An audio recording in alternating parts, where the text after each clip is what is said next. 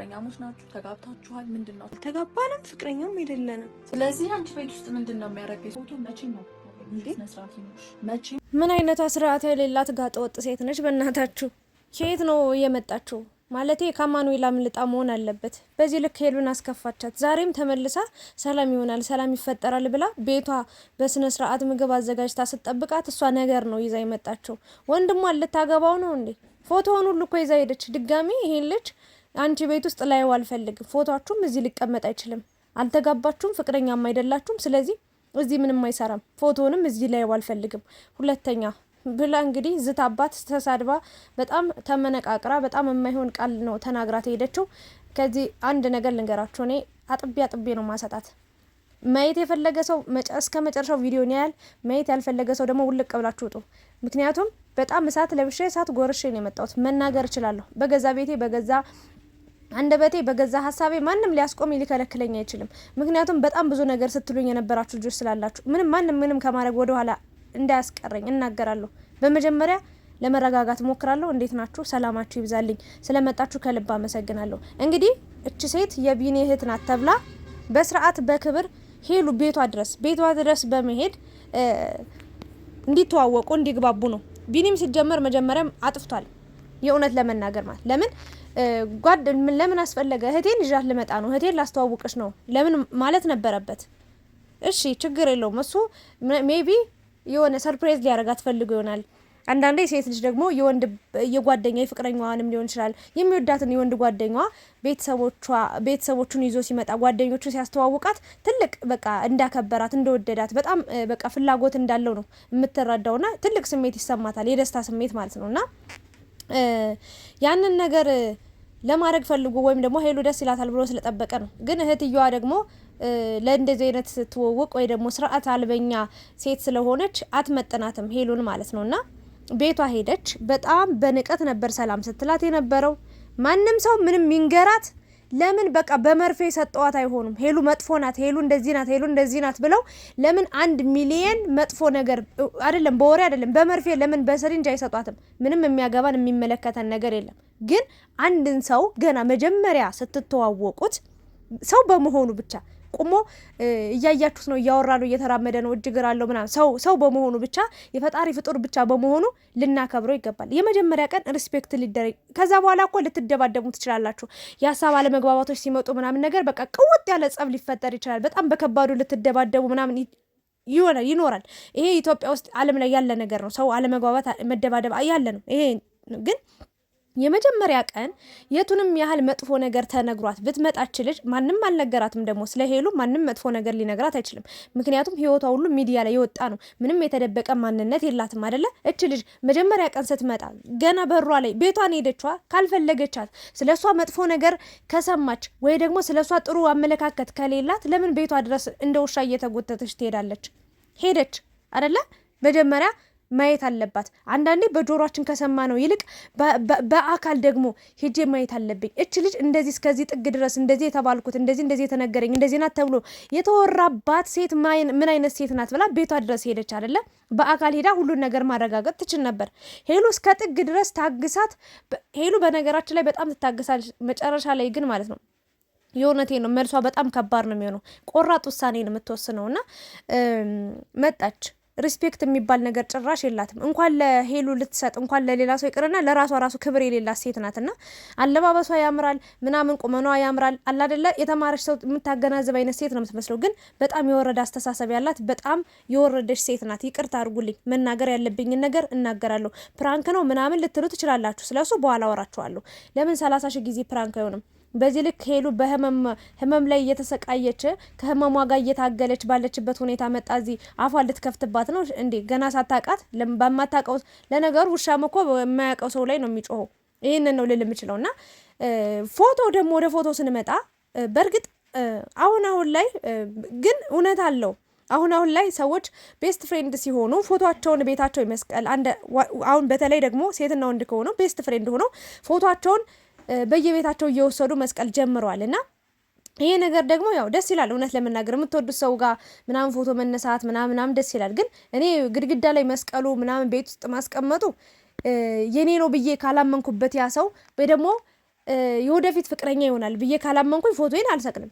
እውነት ለመናገር በእርግጥ ሄሉ ብቻዋን ነው የምትኖረው፣ ማንም አይቆጣትም፣ ማንም ምንም አይላትም። ግን ማለት ነው ቢኒ ነው ፎቶውን ልስጥሽ፣ ቤትሽ እንዳየው ፈልጋለሁ፣ አንቺም እዚህ ጋር በጣም ነው የምታምሪው፣ ስለዚህ ይሄ ፎቶ ቤትሽ ላይ ፈልጋለሁ ብሎ የእሷን ፎቶ እና የእሱን ፎቶ አድርጎ አንድ ላይ በደንብ በሚያምር ፍሬም አሰርቶ ሰጣትና ቤቷ አስቀመጠችው። በጣም ነው የሚያምረው እና እቺ ልጅ ትናንትና ብዙ ነገሮች ስትፈልግ ነበር ቤቷ ውስጥ እያንዳንዷ እንደው የመርፌ እንደው ትንሽ እንዴት ልበላችሁ ነጥብ ትንሽ የውሃ ጠብ ያለች ምንጣፍ ላይ ወራሱ ውሃ ብታገኝ ራሱ ለመቆጣት እሷን ዝቅ ለማድረግ ለማሸማቀቅ ለመናቅ እሷን ለማዋረድ ነበር ስትፈልግ። በቃ ቤቱን ዞራ ምና አጣች ምናምን ነገር። ከዛስ ቤቱሽ ምናምን እንደዚህ በምግቧ መጣች፣ በስራዋ መጣች፣ ምግብ መስራት ምትቻ አይመስለኝም ማለች፣ ብዙ ነገር አወራች። ከዛስ የሄሉ ቤት ጽድት ያለ ነው፣ እሷም ራሷ ጽድት ያለች ነች እንደውም አለች በአካል በቪዲዮ ከማይሽ በአካል ደግሞ ምናምን አለች። ቢኒ ደግሞ በአካል እኮ በጣም ቆንጆ ነች እንደውም ብዙ ሰው ይላል ብሎ መሰከረላት ከፊት ለፊቷ።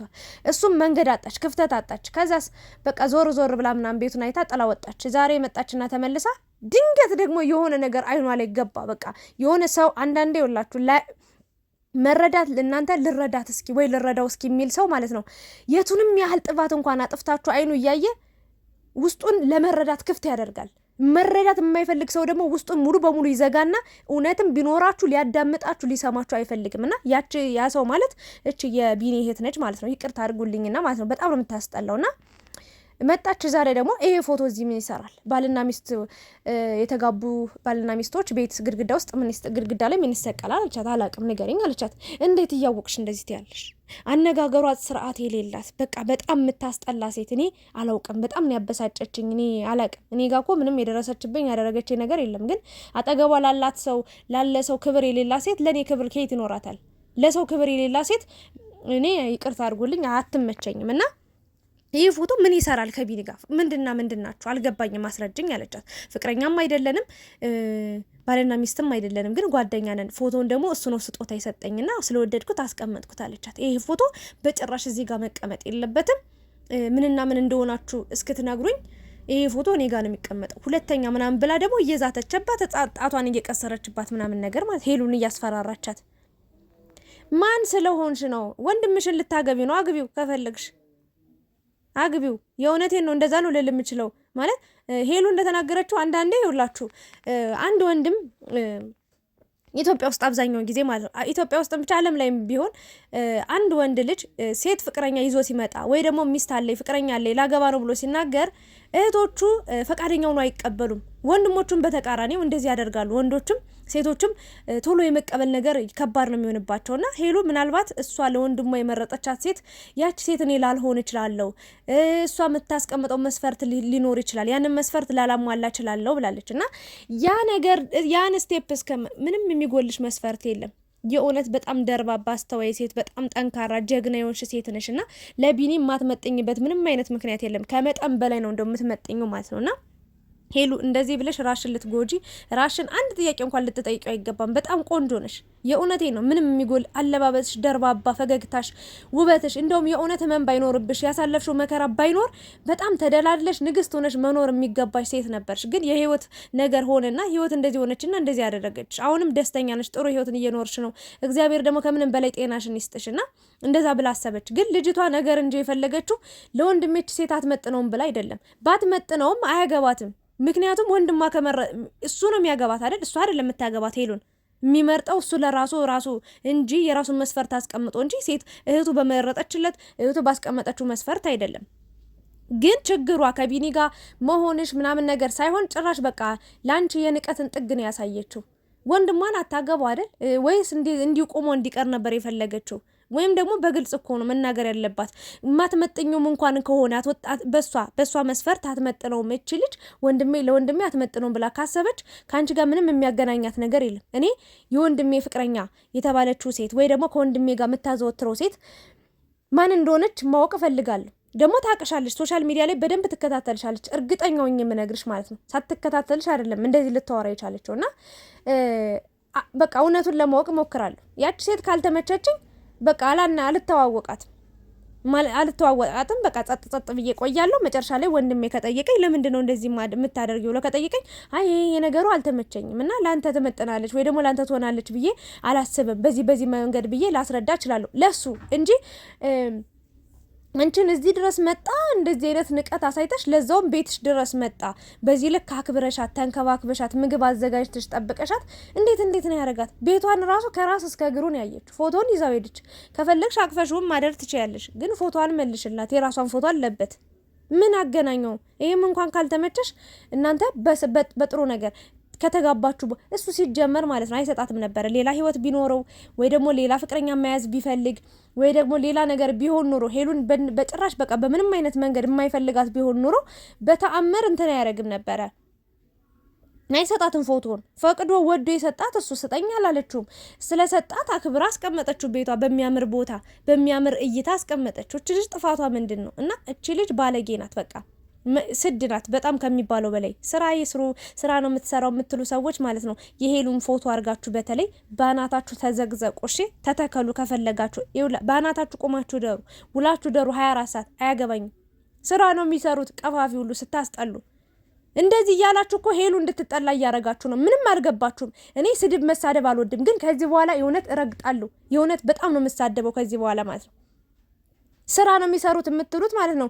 ሄሉ ውሸታም ናት፣ እየዋሸች ነው፣ ድራማ እየሰራ እንደዚህ እየተጎዳች እየተበደለች እንደዛ እንደማለት እኮ ነው። ስራ ነው የሚሰሩት ምናምን የምትሉት ማለት ነው። ሄሉ ምን ታውቃለችና ነው? ምን ታሪክ ነው የምታውቀው? ልጅቷ እኮ ነች እየመጣች ብዙ ነገር እየለፈለፈች እያወራችባት የምትሄደው። ስለዚህ ለሄሉ ማዘን ሲገባችሁ ስራ ነው ባክሻ ያገባሽ ምናምን ብላችሁ ነው የምትሳደቡ ሰዎች ባናታችሁ ተተከሉ፣ ደጋግማችሁ ማለት ነው። አልሰማችሁም እንዴ እየተጎዳች እኔ ደግሞ የማየውን ነገር ነው የምሰማውን ነገር ነው መጥቼ ሀሳብ የምሰጥበት። ልጅቷ ባለጌ ነች የመጨረሻ ማለት ነው። የቢኒ እህት ብትሆንም እንደ ሰው አከብራት ነበር። እሷ ለሄሉ አጠገቧ ላላት በዚህ ልክ እየናቀቻት ለምንድን ነው እሷን ሪስፔክት ማድረጋት? ለምንድን ነው ማከብራት?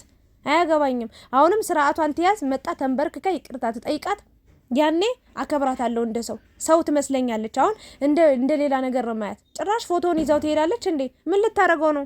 ወይስ ደልድላ ከላይ ከፍራሽ ስራ አድርጋ ልትተኛበት ነው? ወይስ ትራስ ልታረገው ነው?